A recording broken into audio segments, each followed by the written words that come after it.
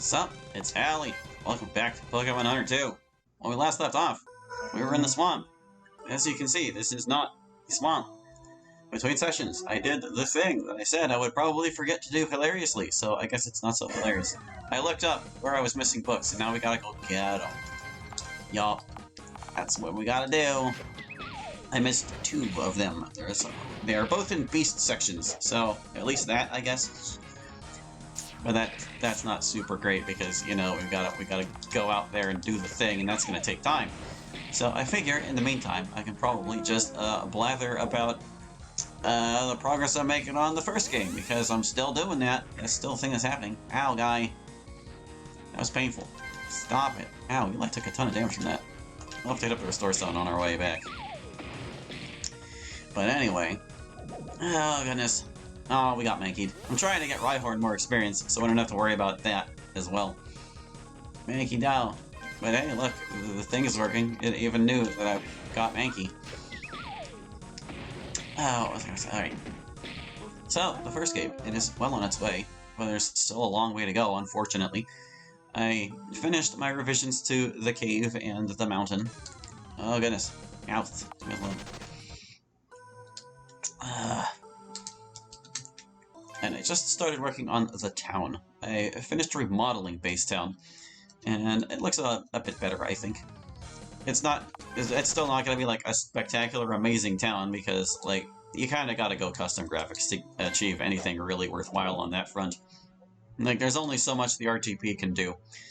But I have chosen well, I think. It should turn out pretty nice. Who do I want to bring for this? Who's the lowest level out of you guys? Let's do 40, 37. Let's not bring Mankey. Mankey, you stay. 37, 38. And what level are you? Oddish was 38, right? Okay, you guys are both 38, then we're just going. But anyway. Yeah, like, the main problem I had with that whole, town was that, like, the houses needed a little more variety, and I don't mean in the way that they already had variety. Because the problem was that, like, I varied up the color of the bricks a little, and, like, well, I mean, I'm talking about the original design of Base Town. Basically, it was just alternating houses of red and blue roofs. They all had, like, perfectly pointed roofs, and, like, they're really just very basic buildings. So what I did was this is not the way to the secret. We need to go in a different way to get it. It's like somewhere in the top left corner of this map. It's like, my brain is fried right now, I'm sorry. I'm trying to think, how do I explain this? The changes to Base Town. Basically, oh hey, person fault. I set it up so that, like, the architecture is a little more unified, so the town doesn't look like a hodgepodge, but at the same time, the buildings are like a wider variety of shapes. That's what I was trying to communicate, yes! So, oh, come on, guys. We need to go get a book, Cubones. So I think that turned out pretty well. There was only so much I could do with it, for reasons that I will not elaborate on just yet, because they will become apparent whenever we get into Pokemon Hunter 4's demo, eventually. Who knows how far down the road that will be. Well, not that far, I mean, it's on my queue. I don't know how long the games in between are, but it's there. But, like, suffice it to say, if I change certain aspects of the town too much, it would be very problematic for me, for what I've already made for Pokemon Hunter 4, which I would like to finish that game eventually. I guess that's kind of what this whole initiative is building up to, but, I still gotta get Take 2 out of the way first. There's the Book of Clay. That's what we were missing.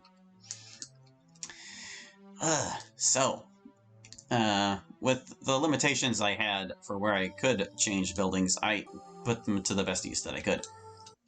So we've got a wider visual variety, and at the same time, less visual variety because it's more appropriate visual variety. And that's going to make Base Town suck less. I'm still not going to claim it's a great town, but it sure looks a lot better than it did, I think. And that means I'm moving on to fixing all of its events, which is going to be kind of an ordeal, because the town, if you saw the first Let's Play of Pokemon Hunter, which I don't know why you'd be watching this deep into this one if you hadn't seen the first one, it's like a hub for side quests is basically what that amounts to. How did I get here? Did I come this way? I think I did. Yeah, I totally came this way.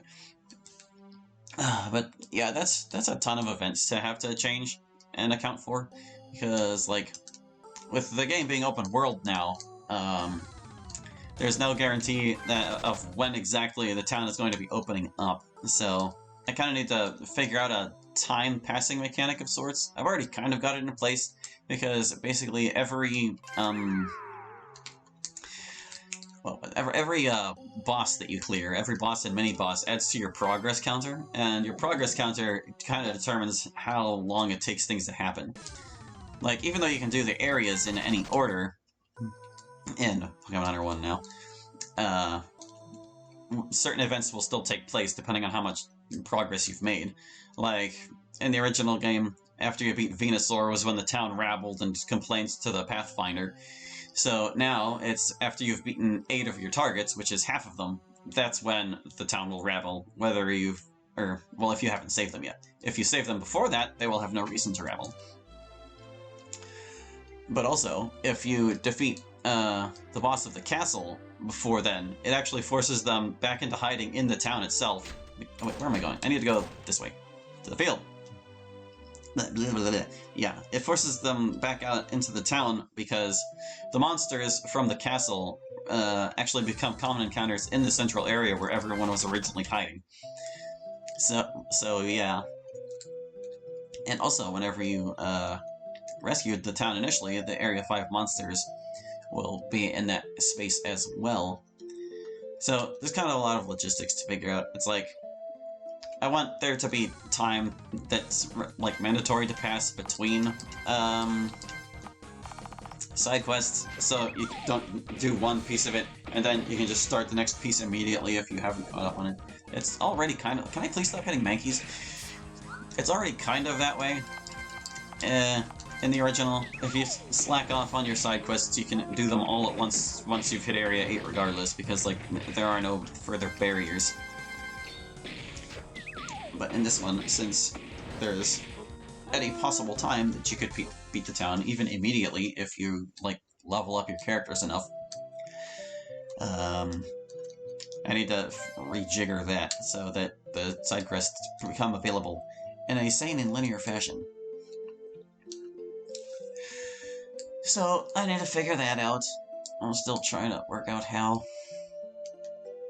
I have an idea, I'm just not sure if it'll work, especially since, like, there's still the possibility that, well, you'll beat the entire game and not have been up on your side quests anyway, meaning you didn't get them done before you would have run out of progress points to progress them to the point where they need to be.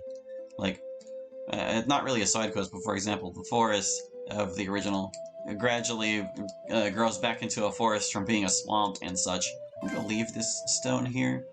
Well, actually, no, we're gonna exit via Venomoth's little flame portal thing. Anyway, yeah, the forest was gradually healing because you killed the Venusaur that had turned it into a swamp. Oopsies. But now, that's going to be one of those things that has to progress with time. So, that's going to be somewhat tied to progress. The more progress you make, the more the forest will heal, but only if you've killed the Venusaur. And if you kill the Venusaur last, well, the forest isn't gonna be a forest by the time you're done getting up to Mewtwo and all that. So that's something to contend with. You were pretty low level. You should come for this. And so should you. And, I rat the ground last time. I'm gonna bring Oddish this time. Sure. That's right. Right? Yeah? Everybody good? We're good. Let's go. So, what I'm thinking of doing is making it such that fighting Mewtwo is basically worth potentially infinite progress points. This is just an idea. I don't know if I'm actually going to go through with it. But basically, since I wanted you to be able to fill out the bestiary anyway, and that's something you have to do in combat, there's going to be like an initial fight that you do with Mewtwo, and after you beat him, he kind of retreats a ways, and you can choose to follow him right away, which will initiate the true endgame sequence, or you can choose to back off for a moment. And if you choose to back off, what am I doing? Well, you'll be able to go do other things, but when you come back, he'll be back waiting again, and you can fight him again. And in that way, you could just keep fighting that same encounter to get more progress points to advance the side plots. But that might be kind of a lame solution, because it's like having to go fight Mewtwo all the time. Fighting him once or twice just to make more mini or side quests available that you didn't bother with the first time. Seems like a bit of a pain, so I'm not super fond of that solution. Alright, so the item we need here is actually in the bottom right. We need to find a way through these little trap passages that does not drop us into the caves. Rampidashes. Not this way, we need to go around. So that's what's doing with that. This one's safe. Not entirely sure how I want the time-passing mechanics of that to work, but I'll figure something out. Rest assured, Pokemon Hunter Redux will be passable as a video game. Another change that I recently decided on is that I'm going to make it such that Pokemon, like where we have these two twins here, the second one is just going to be a different sprite from the same generation. So I had mentioned in a previous video that this was something I was considering doing because it was convenient, but when I actually decided to do it for all of the Pokemon because I don't really see any point in doing it for just some of them. It's like, why would you do it for some and then you obviously have like twins in other fights? It's like, why not? Why not just apply that to all of them? It basically amounts to more entries in the database that they don't really need. They're redundant entries except for the image. But that's no big deal. We came this way, right? Yeah, we did. Over here. I can't believe we haven't... Well, no, we've only gotten, like, one fight in this segment here. Wow. I mean, one fight that isn't doubles, is what I mean. There we go, speak of the double. Speak of the double, haha.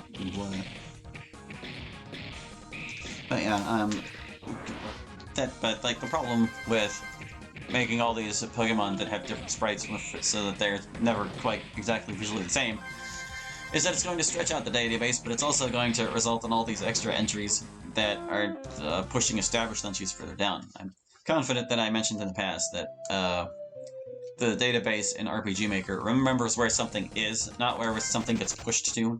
So if a Pokemon evolves into the thing beneath it and you put something between the two, it evolves into the thing you put in between them instead of the thing it used to evolve into. But that's okay, I'm prepared to make this kind of change, and it might be necessary for something else I'm thinking of doing. Because it occurred to me that I might be able to include a skill upgrade system of sorts. Because basically, I had mentioned, I think it was in the first game's playthrough as I was going along, that to solve the problem of redundant skills, like where there's multiple books that teach the same skill, but there's like a slight difference in them, like you can get multiple versions of Slash because they have different power or different MP costs or whatever. It occurred to me that if I have the books teach the weakest version of that skill, I could make the stronger versions available as upgrades by some means. And that idea is appealing to me, especially since there are some skills that don't really pertain to the monsters themselves. Like, I often give mini-boss Pokemon special properties on their moves that separate them from their regular counterparts, and I could make those special versions of the moves available to the heroes in this way. But the problem with that is, if you have a hero who knows Slash, and you have them learn Upgrade Slash, and forget the old Slash in the process, well, if you get another book that teaches old Slash, they can just straight up relearn it and they'll have both. Which isn't that big of a deal. The easiest way to fix that I know of is to set up a parallel process that checks what skills the characters know, and if they know a stronger version of a skill and they teach themselves the older version again, it can just delete the older version off of them. But that comes with the drawback of the player wasting their item, basically. Because they could have sold that extra Slash, or taught it to somebody else instead, is how that goes. Oh, I should, like, summon the guy. He needs experience. But doing that also has another problem, because that would mean... Dang it, we got Mankey again. Are you serious? Why? Mankey! You're not the one who needs to be level 50, my guy. God, I hate you. Stinky little... Anyway... Mankey threw off my train of thought. He enraged me so much. Hold on, I'm picking up the train derailed pieces. Wait, I was saying about repeat skills. Oh yeah, basically, if the player wasted their skills in such a fashion, I couldn't really reimburse them in that way, because, like, the item they used would be consumed, and, like, sometimes there's up to, like, 3 or 4 books that will teach a skill of the same name. So it's like, I couldn't even correctly give them back the right book, not without using, like, a lot of switches or something. Because, like, one of the things I did for Clefairy and Clefable is that there's 2 books that teach Metronome, but Metronome has to teach a specific version for each character because of how the mechanics of that work. So I set up a special system that lets you teach them properly. And I could do that for, like, every skill like that, but that's kind of a big pain. I don't know if I want to go through with that. But it is the most internally logical way to do it, so I just don't know. I'm kind of on the fence, man. But hey, we got the books we needed. We can start journeying back across that swamp now. That'll be fun. Will it, though? I don't actually know if we're going to get the game done today. I told you guys last time, for sure, and then maybe, and I am reaffirming my non-committal answer that I don't know if we'll get this done, because there's just so much fighting to do. Like, goodness, that fight with the Lord and Lady took how long? It had to have been like 20 minutes all by itself. And they were only 2 members of the Order. We've still got 4 more to chew through, plus the grand finale and all that entails. So, yeah, we've really got our work cut out for us here. Well, this direction seems wrong. But, you know, at least we are confident that the rest of the books we need are out here. We're probably not going to have to worry about picking up any extras after the game is over. At least, I certainly hope not. I'll really be kicking myself if we are. We need to get to the swamp proper. Once again, we're just running into lots of doubles. Okay, it's a little weird.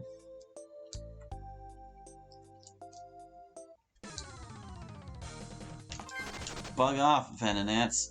Literally, because you're bugs. Okay. Now, we got the book off to the right. I confirmed off-screen that the Book of Nid does indeed appear in this silly little maze over here after we beat her. Ooh, this first strike, though. Alright, yeah, I'll take the first strike on them. Oh, just start summoning after we've narrowed down one of the Vaporeons. Ooh, it became hostile, though. I think I'll just attack this one, then.